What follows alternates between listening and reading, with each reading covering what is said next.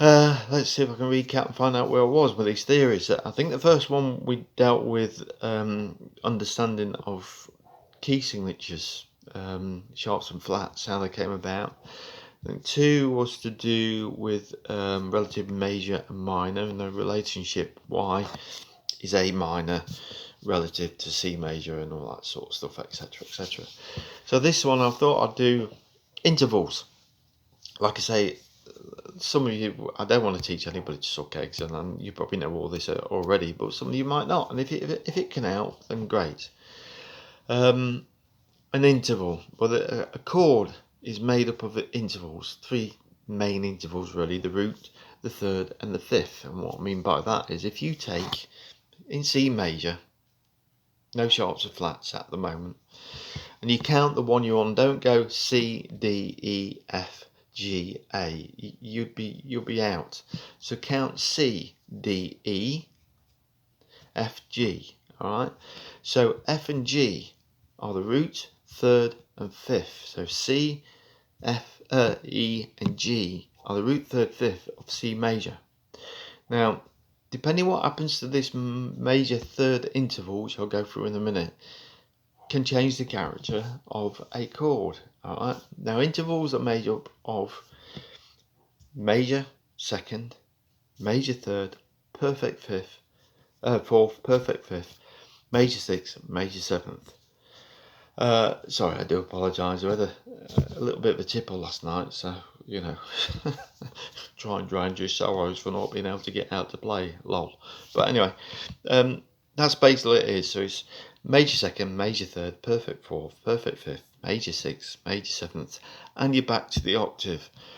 In the classical world, some can refer to that as a major eighth because they start compounding the octaves, going through the intervals, major ninth, etc., etc., and all the way through. But we're just going to cover one octave, C to C. Now, I will put these up, but I've done this little printout just so you can see. Hopefully, you can understand that. Like I say, I will put it up and you can print it off and do what you like with it, so to speak. But the intervals can change. Now, if you take C to D, is a major second interval. It's a second note. All right. C to E is a major third. C to F is a perfect fourth. C to G, perfect fifth. C to A, major sixth. C to B, major seventh, and then you C to C, back up the octave. Now, depending on what these intervals do, will make a chord major or minor.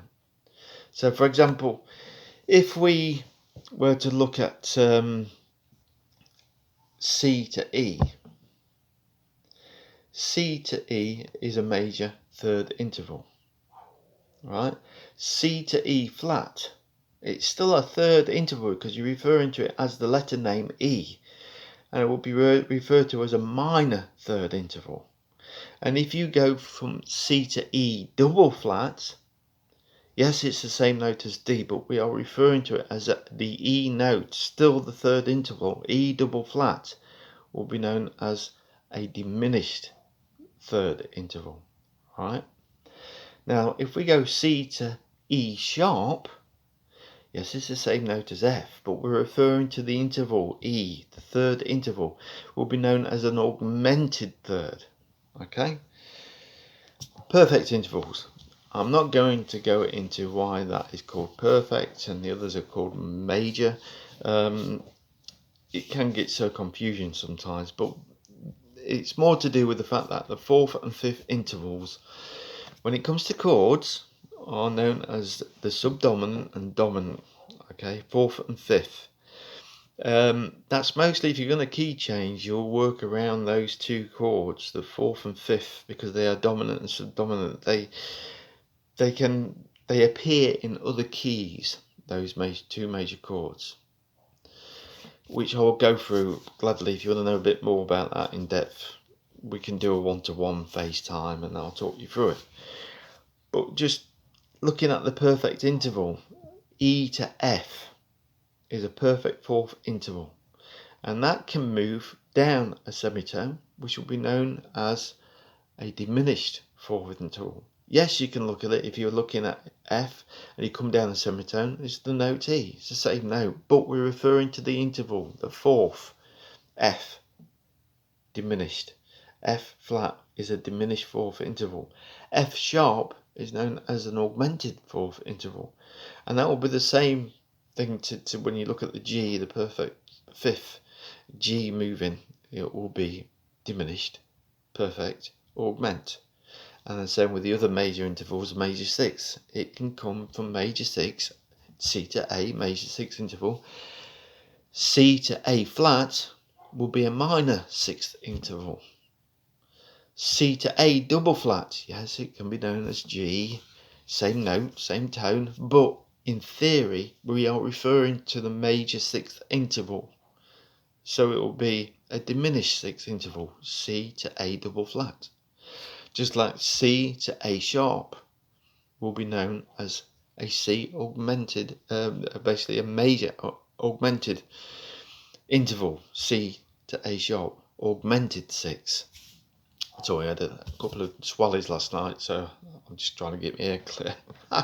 And it goes on like that, basically, for those basic octaves. So again, I printed it out a little bit, and you can download this or whatever, print it out, and you can see how a major interval moves from major to augment, from major, minor, diminished.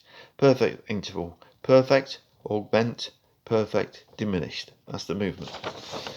Now, you may realise it, you may not, but a chord or triad is made up of three main notes: the root, the major third interval, and the perfect fifth interval. In this case, in C, C, E, and G. Right, like I said, count the one you want: C, D, E, F, G. Don't go C, D, E, F, G, A. You'll be wrong. So in music, always count the one you want: C, D, E, F, G. And that makes up the triad, the major triad of C major. A chord, again, this is theory stuff, would obtain basically another one of those notes. So you could have C, E, G, G, C. Or you could have C, G, E, G, C. It doesn't matter, as long as it contains those three vital notes and add one more to the three, it makes a chord. That's the difference between a chord and the triad. Right? But major triad is the root, the major third, perfect fifth. And in this case, like I say, in C major, C, E, G. Now, if we was to then look at the D chord in C major. Now, if you've done and remember your sharps and flats, in the key of D major has two sharps, F sharp and C sharp. So they won't get into the key of C because of the F sharp. So we've got to do something. If you take, the root third fifth of D major would be D, F, A. D, E, F, G, A. But it's F sharp. So we've got to do something with that major third interval and make it F natural to get it into the key of C because there's no sharps and flats. So what we've done with that major third interval, we've brought it down to make it from D to F sharp to D to F. And like I mentioned, a major third interval can go from major to minor. So we've gone from F sharp to F, which now it becomes root, minor third, perfect fifth. And that becomes a minor chord. Alright, so in the key of C major, that's how the D minor becomes minor, because we've altered the root third fifth of D major, always pretend in major, and we've made it into D natural. And it'll be the same with the E chord here, the minor chord, which will end up being there, because if we take again E major and look at E major, you'll see that the G sharp is actually sharp in the key of G major, but we have to do something with that E, F, G sharp, A, B. We have to do something with that to get it in, because B is in the key of C, the natural note B. We have to do something to that G sharp to get it into the key of C. So we're making it a root, minor third, because we're changing it to E, to the G, to an actual G rather than G sharp, to G. Alright, so it becomes root, minor third, perfect fifth. And as we put there, you know, a root, minor third, perfect fifth becomes a minor chord. So they're the first two chords in the key of C. Major, minor, minor. And if you was to follow that on all the way across, you basically get the chords in the major key, because if you look at the root, third, fifth of F major in its major key has one flat, which is B flat, but it doesn't interfere with this chord, because if we take the root, third and the fifth of F, we've got F, G, A, B, C, and they are natural notes. So a root, major third, perfect fifth makes a major triad. Okay, major chord, major triad. Same with the G. Again, in the key of G, taking the key of G, there's one sharp and it's F sharp. But if we take the root, third, fifth of G, G, B, C, D, G, B, D, we find that it's a root, major third, perfect fifth. We don't have to alter anything to get it in the key of C, because G, B and D are there naturally. So that becomes another major chord. If we go to the A minor, or A, and we look at the key signature for A major, we'll find that the C sharp, the C in A major is C sharp. So we take the root, third, fifth of A, B, C sharp, D, E. They are your three chords which make three notes, intervals, which make up A major. Root, major third, perfect fifth. But we need to get rid of the C sharp to bring it into the key of C. So rather than being C sharp, we bring, you know, if you look at it, A to C sharp, we bring that third down to C natural to get it into the key of C. And root, minor third, perfect fifth becomes a minor chord. So we get it in.